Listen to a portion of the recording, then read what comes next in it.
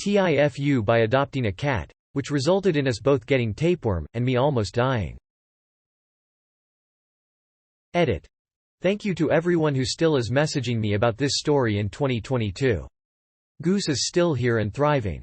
I do read every message and I most certainly care if you're going through something similar.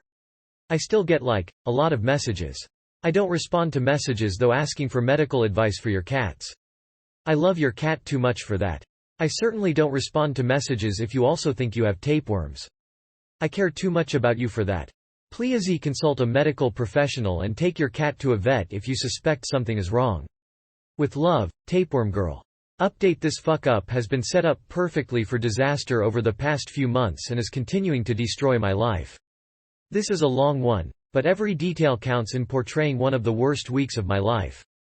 Let me preface this by saying I love my cat more than anything, and while he is currently not sleeping anywhere near me, he's still getting a lot of cautious love. I can't imagine being self-isolated alone without him right now.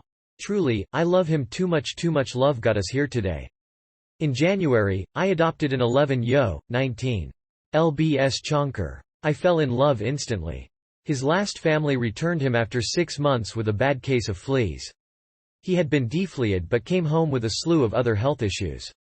By end of January, after a lot of vet visits, he seemed to be on the mend. I knew what I was signing up for when I adopted a senior cat, but just didn't realize the endless possibilities. Truly, I tell him every night before bed he's my ride or die, and that's about to be tested with this saga of the greatest love story ever told. Early February, he starts coughing and stops pooping in his litter box, despite me cleaning it daily. He's still peeing in there, but seems cautious and runs out immediately. Even when he started pooping on the floor, thank God for wood floors, he'd run under my bed from it.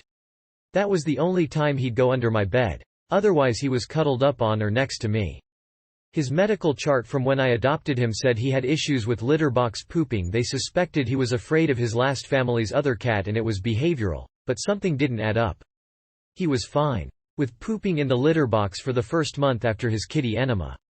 I cleaned up his poop every other day and saw nothing out of the ordinary. He was starting to lose weight, which was good because as cute of a chonker as he is, it's not healthy, folks. I stopped free feeding him, started feeding him scheduled wet food meals, and we had daily playtime to get him to a healthy weight. I bring him into the vet in February for the 6th time in a month and a half. He had half of his teeth removed before I adopted him. This resulted in an incision infection and an enema due to opioid constipation. This visit was for his cough.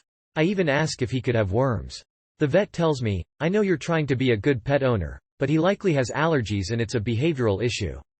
This might be something he has to live with. Come see me if his mucus turns brown. I had been right about every single Dr. Google diagnosis up until this point, but whatever.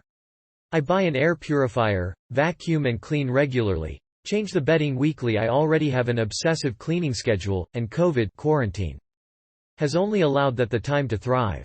Ask any of my previous roommates and I am the cleanest person you'll ever live with. Despite the cleaning, some coughing days were better than others. All of a sudden end of last week, he starts coughing a lot less, and I start feeling like absolute shit. My best friend even makes a joke that I caught whatever my cat had. Sick foreshadowing. When I read the article about the tiger in the Bronx catching COVID-19, I was convinced we both had it. My chest was tight, frequent bathroom runs, just pure exhaustion. Losing weight rapidly despite being quarantined for a month in a tiny studio, malnourished to the point my hair is falling out. I'm a mess. I guess it's a good thing I got laid off 2 weeks ago, because the bathroom and I are very close friends these days. I wake up Monday morning to the pungent smell of my cat's usual poop surprise on the wood floor. He's such a kind cat to poop where it's easy cleanup. That's when I see them worms crawling around everywhere. I'm gagging, take a little sample for the vet, and flush the rest.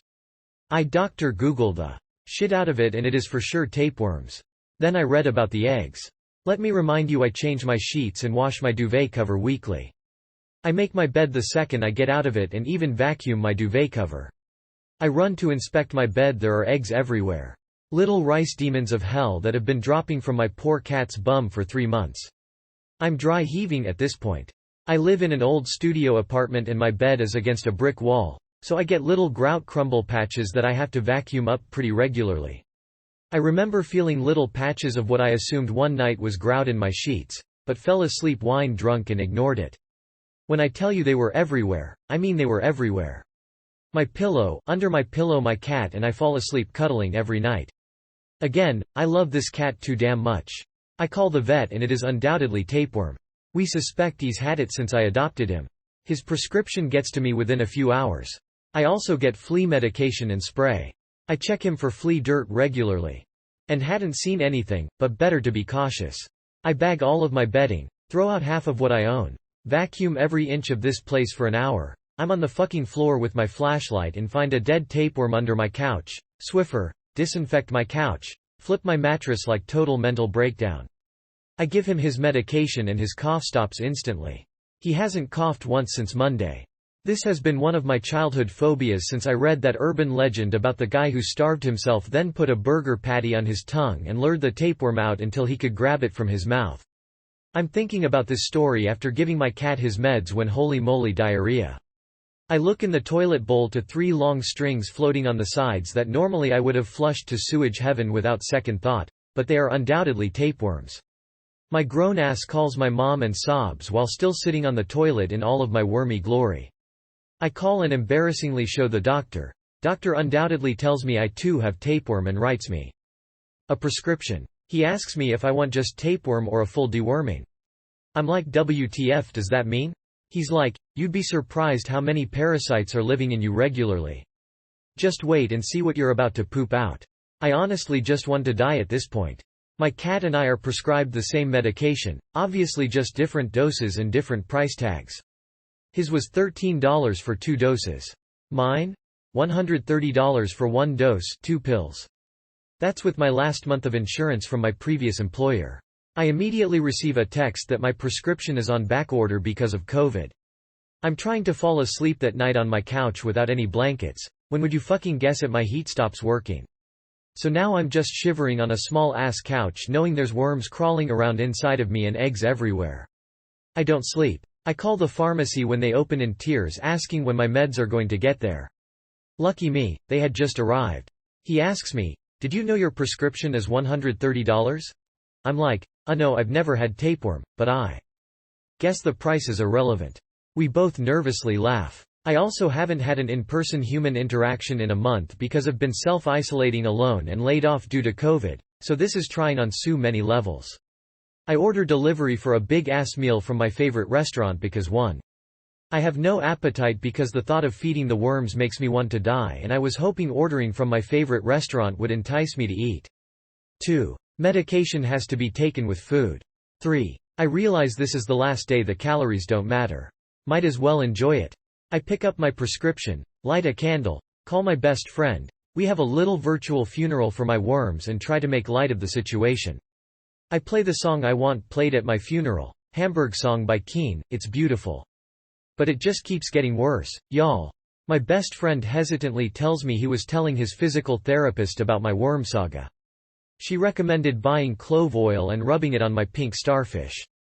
I'm like, why? Apparently worms like to bite your butt on the way out, and clove oil prevents that. I hate everything at this moment.